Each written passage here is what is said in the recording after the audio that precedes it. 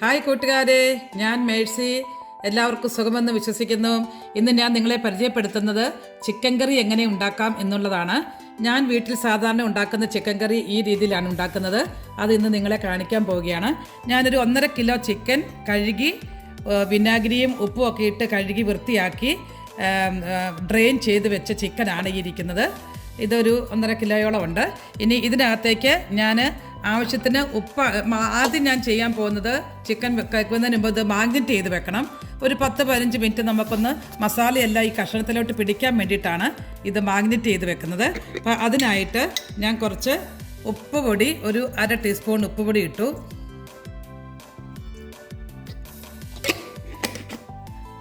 അതിനുശേഷം ഒരു 1/4 ടീസ്പൂൺ മഞ്ഞൾപ്പൊടി,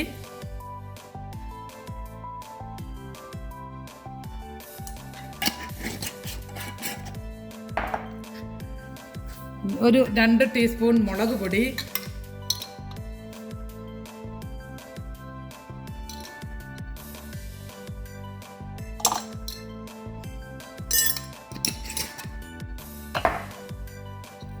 കുരുമുളക് പൊടി 1 ടീസ്പൂൺ,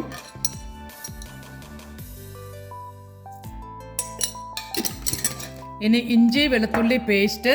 ഇത് നമുക്ക് റെഡിമെയ്ഡായിട്ട് കടയിൽ നിന്ന് വാങ്ങിക്കാൻ കിട്ടുന്നതാണ്. അത് ഞാൻ 1 സ്പൂൺ ഇട്ടു.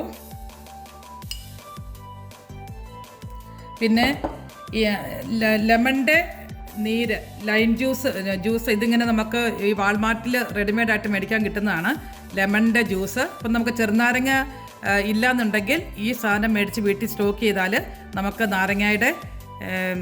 നാരങ്ങയ്ക്ക് പകരമായിട്ട് ഉപയോഗിക്കാൻ പറ്റും. ഇതൊരു കുറച്ച് നീര് നമുക്ക് ഒഴിച്ചാൽ മതി.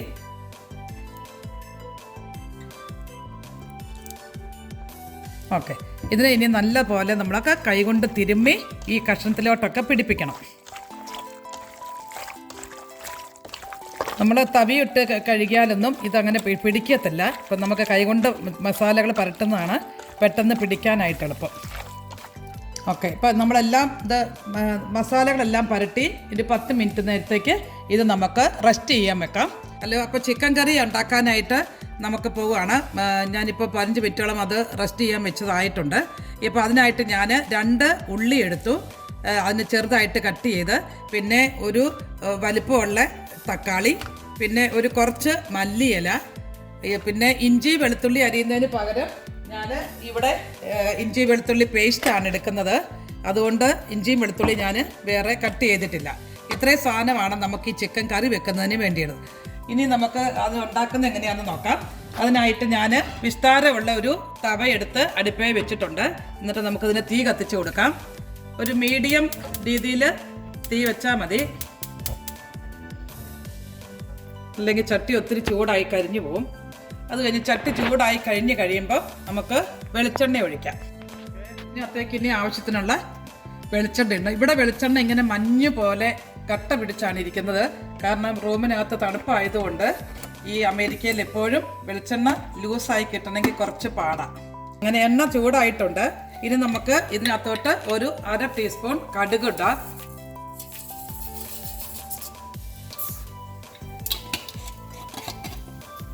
കടുകെല്ലാം പൊട്ടിയിട്ടുണ്ട്. ഇനി നമുക്ക് ഇതിനകത്തോട്ട് ഈ അരിഞ്ഞു വെച്ചിരിക്കുന്ന ഉള്ളി ഇട്ട് കൊടുക്കാം. ഉള്ളി എത്രത്തോളം ചെറുതാക്കി അരിയുന്നോ അത്രയും മൂത്ത് കിട്ടാൻ എളുപ്പമാണ്. ഓക്കെ, നമുക്ക് ഉള്ളി ഞാൻ മൂടി വെച്ചിട്ടുണ്ട് വഴന്ന് കിട്ടാനായിട്ട്. അതിനോടൊപ്പം തന്നെ അടുത്ത അടുപ്പയിൽ ഈ പൊടികളെല്ലാം കൂടി ഒരു പച്ചമണം മാറാനായിട്ട് നമുക്കൊന്ന് ഡ്രൈ ആയിട്ടൊന്ന് മൂപ്പിച്ചെടുക്കാം. ഇതുകൊണ്ട് ഞാനൊരു ചെറിയ കടായി വെച്ചിട്ടുണ്ട്. എണ്ണയൊന്നും ഒഴിക്കണ്ട. അതിനകത്തോട്ട് നമുക്ക് ചിക്കൻ ആവശ്യമുള്ള 1.5 സ്പൂൺ മുളക് പൊടി ഇട്ടു. ഇതിനകത്തോട്ട് ഒരു സ്പൂൺ മല്ലിപ്പൊടി,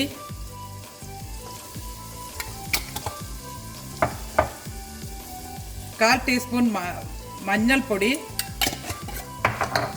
2 ടീസ്പൂൺ ചിക്കൻ മസാല. ഞാനിവിടെ ഈസ്റ്റേൺ ചിക്കൻ മസാലയാണ് വാങ്ങിക്കുന്നത്. എനിക്കതിൻ്റെ ഫ്ലേവറാണ് ഇഷ്ടം. അതുകൊണ്ട് ഞാൻ എപ്പോഴും ഈസ്റ്റേൺ ഉപയോഗിക്കുന്നത്. പിന്നെ ഒരു 1/4 ടീസ്പൂൺ കുരുമുളക് പൊടി,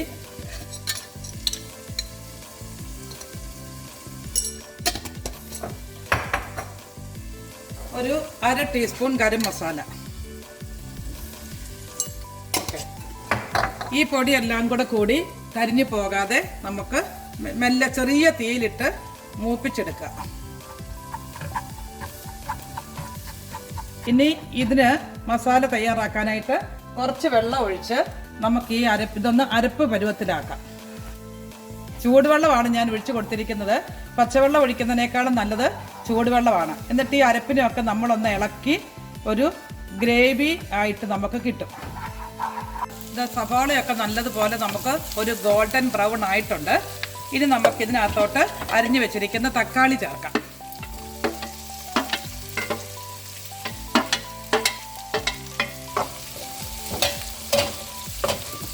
തക്കാളി ചേർത്ത് കഴിഞ്ഞാൽ പിന്നെ ചേർക്കേണ്ടത് ഇഞ്ചിയും വെളുത്തുള്ളിയാണ്. ഞാനിവിടെ പേസ്റ്റാണ് ഉപയോഗിക്കുന്നത്. അപ്പോൾ ഇഞ്ചി വെളുത്തുള്ളി പേസ്റ്റ് നമ്മൾ നേരത്തെ ചേർത്തിട്ടുള്ളത് കൊണ്ട് ഒരു ടീസ്പൂണോട് ചേർത്ത് കൊടുത്താൽ മതി. എന്നിട്ട് ഇതെല്ലാം കൂടി നമ്മൾ നല്ല പോലെ വഴറ്റണം. തക്കാളിയൊക്കെ നല്ല പോലെ വഴന്നു കഴിഞ്ഞാലാണ് നമുക്ക് ആ ഗ്രേവിയൊക്കെ നല്ല തിക്കായിട്ട് നമുക്ക് കിട്ടത്തുള്ളൂ. തക്കാളിയൊക്കെ ഏകദേശം മൂപ്പായിട്ടുണ്ട്. ഇനി നമുക്ക് കുറച്ച് കറിവേപ്പില ഇട്ട് കൊടുക്കാം.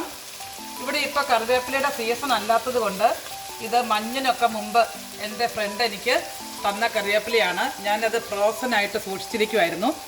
അതിനൊരു കേടുമില്ല. നമുക്ക് എത്ര കാലം വരെ ഫ്രിഡ്ജിൽ ഫ്രോസനായിട്ട് നമുക്ക് ഈ കറിവേപ്പില സൂക്ഷിച്ച് വെക്കാൻ പറ്റും.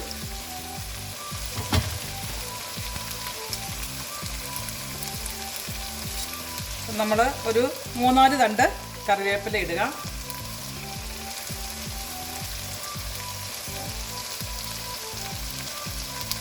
അതിനുശേഷം നമ്മൾ എല്ലാം കൂടി ഒന്നും കൂടെ ഒന്ന് മിക്സ് ആക്കി കൊടുക്കുക.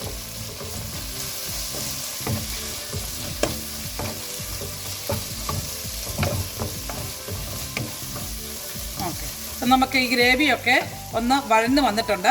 ഇനി നമുക്ക് ഇതിന് നമ്മൾ ഉണ്ടാക്കി വെച്ചിരിക്കുന്ന ഗ്രേവി ഉണ്ടല്ലോ, നമ്മുടെ അരപ്പ് നമ്മൾ എല്ലാം വേറൊരു ചട്ടിക്കകത്ത് നമ്മളെല്ലാം ചൂടാക്കി വെച്ചിട്ടുണ്ടായിരുന്നല്ലോ അരപ്പായിട്ട്. ഈ അരപ്പിനെ നമുക്ക് ഇങ്ങോട്ടേക്ക് ഇട്ട് കൊടുക്കാം. ഇത് ഓൾറെഡി പച്ചമണമൊക്കെ മാറി നല്ലപോലെ മൂത്ത അരപ്പാണ്.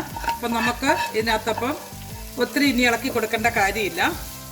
ജസ്റ്റ് ഇതിനോട് ഈ ഗ്രേവിയോട് കൂടി മിക്സ് ആകാൻ വേണ്ടിയിട്ട് നമ്മുടെ തക്കാളിയും ഉള്ളിയും ഈ ഗ്രേവിയും എല്ലാം കൂടെ കൂടിയിട്ടൊന്ന് മിക്സ് ആക്കി കൊടുക്കുക. ഈ ചട്ടി ഒന്ന് കഴുകി ഒരു ലേശം വെള്ളം ഒഴിച്ച് ഈ ചട്ടി ഒന്ന് കഴുകി ഒഴിക്കുക. അല്ലാതെ ചിക്കൻ വെക്കുമ്പോൾ ഞാൻ ഒരിക്കലും വെള്ളം ചേർക്കാറില്ല. കാരണം ചിക്കൻ്റെ അകത്ത് നിന്ന് നമുക്ക് ആവശ്യത്തിനുള്ള വെള്ളം ഇറങ്ങും. പിന്നെ നമുക്ക് ഒത്തിരി ചിക്കന് ചാറ് ആയിട്ട് വെക്കുന്ന ഇവിടെ ആർക്കും ഇഷ്ടമല്ല. അതുകൊണ്ട് ഞാൻ ചിക്കനകത്ത് ഒരിക്കലും വെള്ളം ചേർക്കാറില്ല. ജസ്റ്റ് ആ ഗ്രേവി ഒന്ന് കഴുകി ഇങ്ങോട്ടൊന്ന് ഒഴിക്കുന്ന മാത്രമേ ഉള്ളൂ. അല്ലാതെ നമുക്ക് വെള്ളത്തിൻ്റെ ആവശ്യമില്ല. അപ്പം നമുക്ക് ഇനി ഇത് നല്ല പോലെ ഒന്ന് ഇളക്കി മിക്സ് ആക്കുക.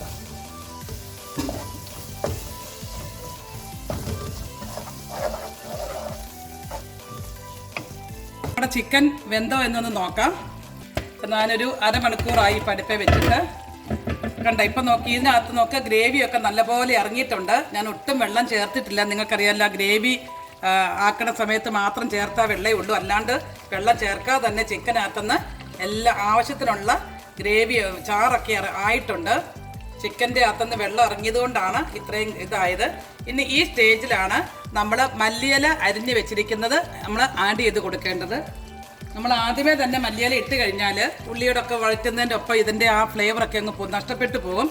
നമ്മൾ ഈ വേകാനായ സമയത്ത് വേണം നമ്മൾ മല്ലിയില ഇട്ട് കൊടുക്കാനായിട്ട്.